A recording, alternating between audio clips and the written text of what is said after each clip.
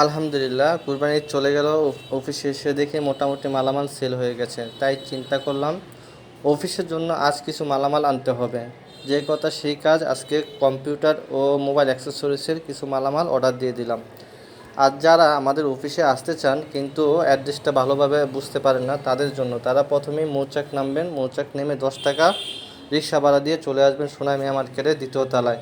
আলহামদুলিল্লাহ, আমাদের অফিসে মালামাল নিয়ে চলে আসলাম। আমাদের প্রতিষ্ঠান থেকে আপনারা মোবাইল এবং কম্পিউটার সম্পৃক্ত যাবতীয় মালামাল খুচরো ও পাইকারি দামে নিতে পারবেন।